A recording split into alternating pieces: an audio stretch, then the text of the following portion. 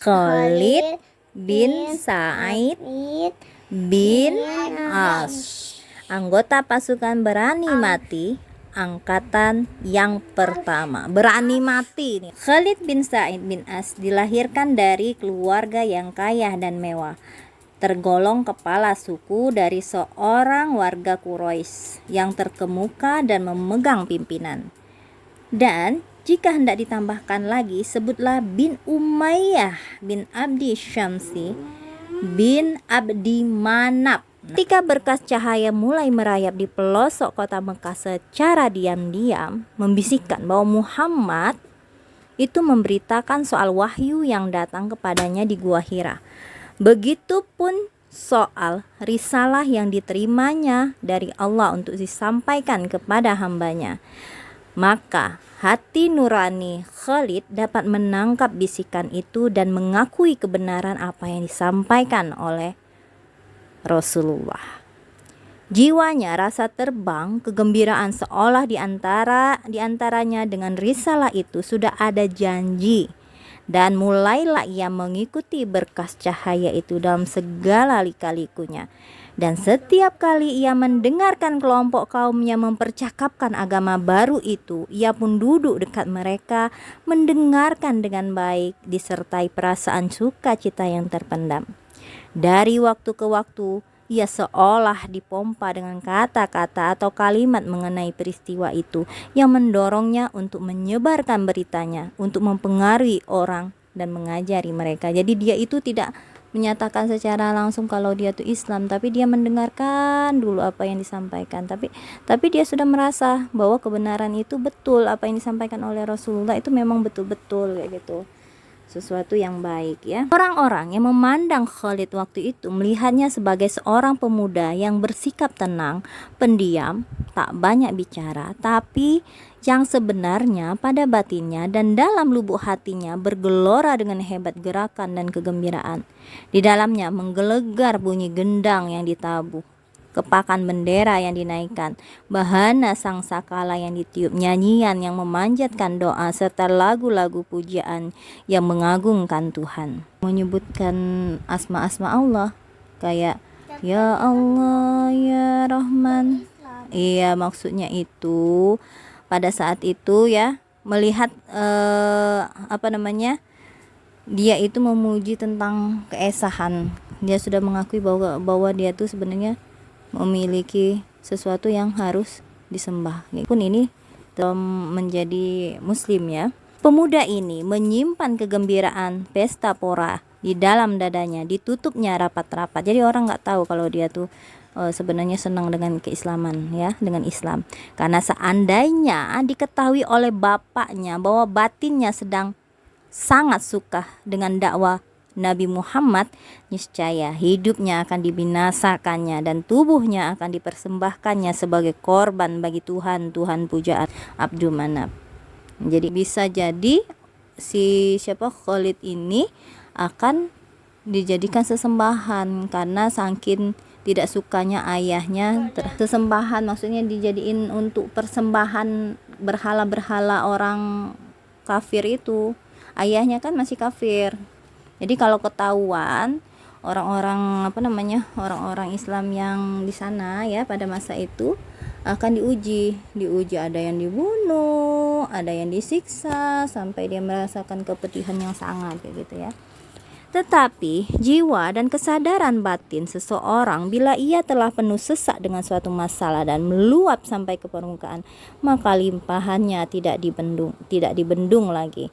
Suatu hari, tapi bukan karena siang belum lagi muncul, sedangkan Khalid yang sudah bangun itu masih berada di tempat tidurnya, baru saja mengalami suatu mimpi yang dahsyat, yang mempunyai kesan yang mengerikan dan ibarat yang dalam.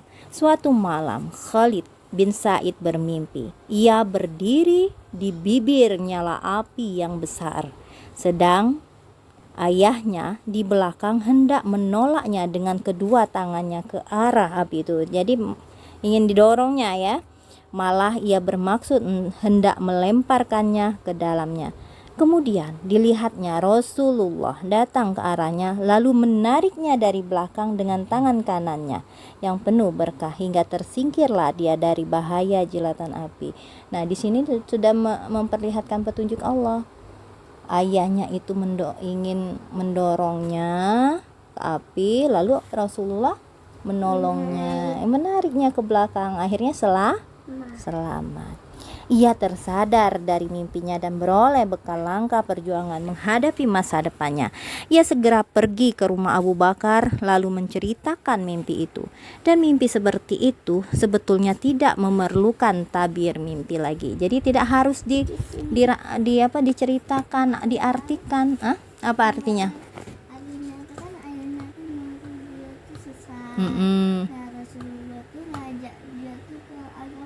Nah, betul. Lalu Abu Bakar berkata, sesungguhnya tak ada yang kuinginkan untukmu selain dari kebaikan. Nah, dialah Rasulullah. Ikutlah dia. Karena sesungguhnya Islam akan menghindarkanmu dari api neraka. Betul ya, kata Mbak ya. Rasulullah itu ingin membuat umat-umat yang lain itu menjadi terhindar dari api neraka dengan ajarannya. Khalid pun pergi mencari Rasulullah sampai menemukan tempat beliau, lalu menumpahkan isi hatinya dan menanyakan dakwanya. Maka Nabi menjawab, hendaklah engkau beriman kepada Allah yang Maha Esa saja. Jangan mempersekutukannya dengan sesuatu apapun. Dan engkau beriman kepada Muhammad, hamba dan rasulnya, dan engkau tinggalkan menyembah berhala yang tidak dapat mendengar dan tidak dapat melihat, tidak memberi mudarat dan tidak pula manfaat.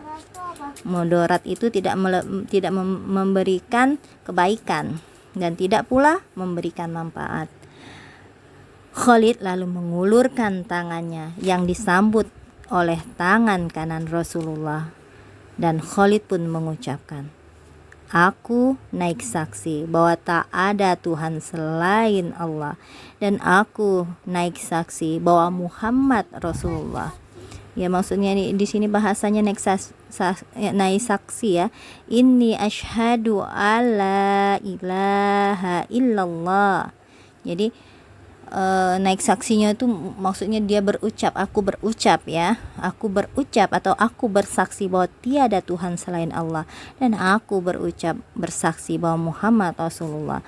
Maka terlepaslah sudah senandung jiwa dan nyanyian kolbunya, terlepas bebas semua gelora yang bergolak dalam batinnya, dan sampailah berita keislaman ini kepada bapaknya. Jadi bapaknya akhirnya tahu juga. Pada waktu Khalid memeluk Islam, belum ada orang yang mendahuluinya waktu itu kecuali 4 atau 5 orang saja. Hingga dengan demikian ia termasuk dalam 5 orang angkatan pertama pemeluk Islam. Dan setelah diketahui yang menjadi pelopor dari agama ini salah seorang di antara putra Sa'id bin As, maka bagi Sa'id peristiwa itu akan menyebabkannya menjadi bulan-bulanan penghinaan dan ejekan bangsa Quraisy, dan akan mengguncangkan kedudukannya sebagai pemimpin. Nah, di sana ayahnya si Khalid itu kan sebagai pemimpin. Nah, kalau ada anaknya atau keluarganya yang masuk Islam, maka di sana akan diejek. Nah, kayak gitu juga. Oleh karena itu iya diejek, bukan hanya diejek, yang masuk Islam pun nanti akan disiksa. Oleh karena itu, iya kan nggak boleh deh, karena bangsa ini menganggap bahwa keluar dari agama berhala ya, menyembah berhala itu, agama nenek moyang mereka itu adalah sesuatu yang sangat-sangat dosa, gitu, berdosa besar. Oleh karena itu dipanggillah anak Khalid lalu ditanyakan, benarkah kamu telah mengikuti Muhammad dan membiarkannya mencaci Tuhan-Tuhan kita? Jawab Khalid, demi Allah, sungguh ia seorang yang benar, dan sesungguhnya aku telah beriman kepadanya dan mengikutinya. Ketika itu bertubi-tubilah pukulan ayahnya menimpa dirinya, kemudian mengurungnya dalam kamar gelap di rumahnya. lalu membiarkannya terpenjara, menderita kelaparan dan kehausan. Sedangkan Khalid berseru dengan suara keras di balik pintu yang terkunci, "Demi Allah, sesungguhnya ia benar dan aku beriman kepadanya." Jadi diucapkannya lagi di balik pintu tadi ya, pintu penjara tadi. Jelaslah sekarang bagi Sa'id bahwa siksa yang ditimpakan kepada anaknya itu belum cukup. Oleh sebab itu, dibawanya anaknya ke tengah panas terik kota Mekah, lalu menginjak-injaknya di atas batu yang panas menyengat. Tuh siksaannya ya, selama 3 hari penuh, tanpa atap dan tanpa keteduhan, tanpa setetes air pun yang membasahi bibirnya 3 hari. Disiksa di sana di atas batu, kemudian diinjaknya pada saat matahari sedang panas. Kejam ya. Itulah siksaan orang-orang kafir karena jahil, mereka nggak ngerti. Akhirnya sang ayah putus asa lalu kembali pulang ke rumahnya. Tapi di sana ia terus berusaha menyadarkan anaknya dengan berbagai cara baik, dengan membujuk atau mengancamnya, memberi janji kesenangan atau menakutinya dengan siksaan. Tapi Khalid berpegang teguh pada kebenaran. Katanya, "Aku tak hendak meninggalkan Islam karena sesuatu apapun. Aku akan hidup dan mati bersamanya." Maka berteriaklah ayahnya, "Kalau begitu, nyahlah kau pergi dari sini. Demi Lata." Nya tuh pergi. "Demi Lata, kau tak boleh makan di sini." Khalid menjawab, "Allah adalah sebaik-baik pemberi rezeki." Kemudian ditinggalkan rumah yang penuh kemewahan berupa makanan, pakaian, kesenangan.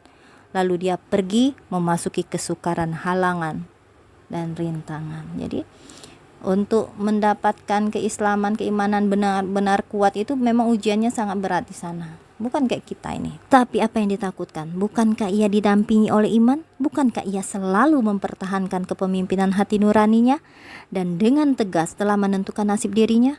Apalah arti lapar kalau begitu? Apalah arti halangan dan rintangan? Dan bila manusia telah menemukan dirinya berada bersama kebenaran luhur, seperti kebenaran yang diserukan Muhammad, maka masih adakah tersisa di seluruh alam ini sesuatu yang berharga yang belum dimilikinya? Padahal semua itu bukankah Allah yang jadi pemilik dan pemberinya? Banyak sekali halangan Khalid itu. Dan sewaktu Rasulullah memerintahkan para sahabat untuk hijrah yang kedua ke Habsyi, maka Khalid termasuk dalam salah satu rombongan. Sana beberapa lama, kemudian kembali bersama teman-temannya ke kampung halaman mereka di tahun yang ke-7. Jadi 7 tahun ya. Mereka mendapatkan kaum muslimin telah menyelesaikan rencana mereka membebaskan Khaybar. Sekarang Khalid bermukim di Madinah, di tengah-tengah masyarakat Islam yang baru. Ia termasuk salah seorang angkatan 5 pertama yang menyaksikan kelahiran Islam, yang ikut membina bangunannya. Sejak itu Khalid selalu berserta Nabi dalam barisan pertama pada setiap peperangan dan pertempuran.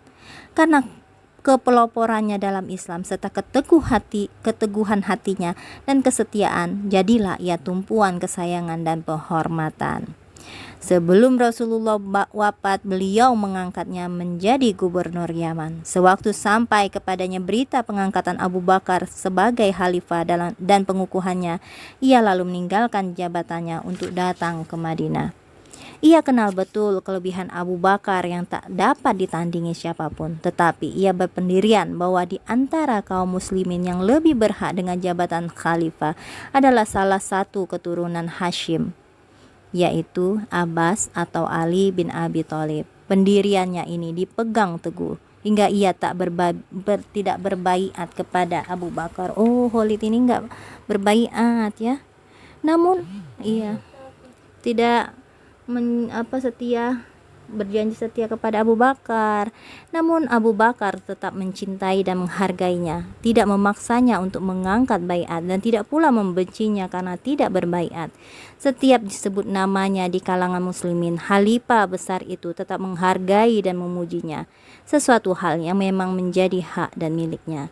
Belakangan, pendirian Khalid bin Sa'id ini berubah. Tiba-tiba suatu hari ia menerobos dan melewati barisan di masjid menuju Abu Bakar yang sedang berada di atas mimbar.